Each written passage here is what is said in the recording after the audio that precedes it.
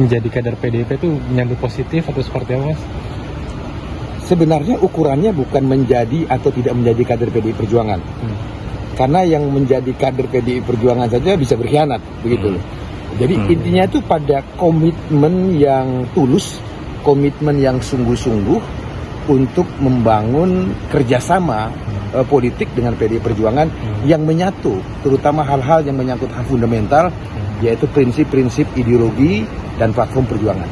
Itu dulu yang sekarang menjadi concern PDI Perjuangan gitu. Jadi tanpa di kader pun sinyalnya positif untuk diusung nantinya. Ya kan bisa saja pada kerjasama itu PDI Perjuangan mengambil posisi calon wakil gubernur, ya, calon wakil gubernur yang dari PDI Perjuangan.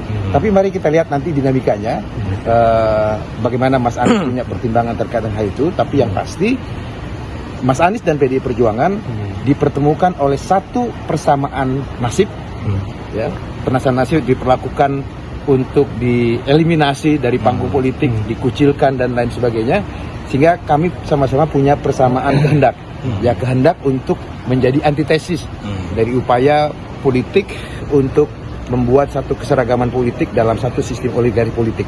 Kesamaan itulah yang hari ini mempertemukan Mas Anies dengan PDI Perjuangan.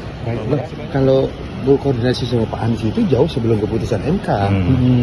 Saya kebetulan intensif berkomunikasi dengan Ketua Umum PKB, Gus Muhaimin Iskandar, yang pada saat itu masih berencana untuk mendukung Pak Anies Baswedan. Dan PDI Perjuangan membuat satu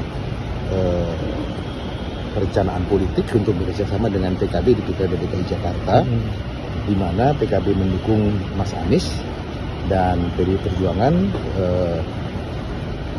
mendapatkan posisi calon wakil gubernurnya. Gitu. Jadi jauh sebelum keputusan Mahkamah Konstitusi.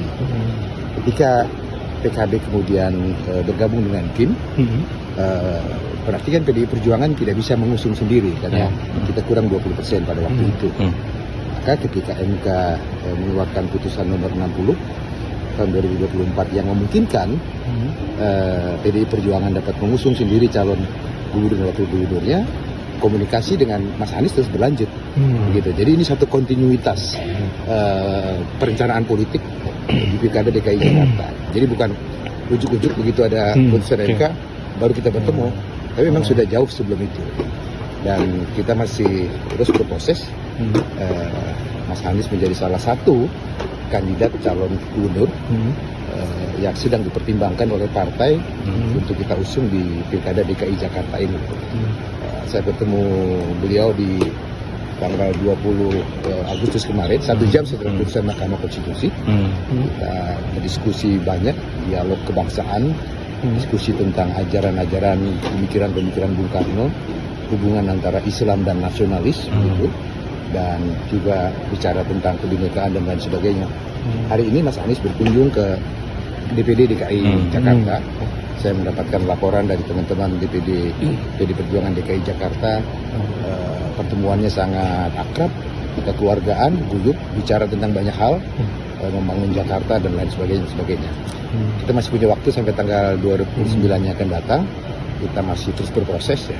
Kita tunggu nanti bagaimana keputusan akhir Ibu Megawati Soekarno Putri untuk menentukan siapa calon gubernur dan calon wakil gubernur yang akan diusung oleh PDI Perjuangan. Mas, dalam pertemuan itu apakah disebutkan pembicaraan tentang pernyataan Bu Mega yang minta Mas Anies mau nurut nggak kalau diusung di Pilgub Jakarta? Pernyataan Bu Mega itu kan harus dibaca sebagai sebuah kalau saya melihatnya sebagai sebuah keingintahuan dari Ibu Mega, apa benar Mas Anies mau serius bergabung dengan PDI Perjuangan? Kalau mau serius bergabung PDI Perjuangan, Ibu Mega yang mengatakan kami bukan sekedar partai elektoral. PDI Perjuangan ini partai ideologis. Kalau mau bekerja sama dengan pihak di luar PDI Perjuangan, termasuk di Pilkada DKI Jakarta ini, bukan dengan pendekatan pragmatis, gitu, tetapi ada satu kesamaan visi, misi, dan platform perjuangan. Nah, pada titik itulah Bu Mega bertanya, Mas Anies mau ikut nggak dengan visi, misi, dan platform perjuangannya PDI Perjuangan ini? Jadi justru Bu Mega di situ ingin meyakini lebih jauh gitu, tentang visi misi dan platform perjuangan Mas Anies, terutama menyangkut ideologi, menyangkut pembangunan Jakarta, menjaga kebinekaan dan lain sebagainya. Pada titik itu saya memahami pernyataan Ibu Mega itu. Ya. Tapi respon Mas Anies sendiri terhadap itu, Mas? Bagaimana? Sinyalnya? Oh, waktu diskusi dengan saya sangat positif. Ya.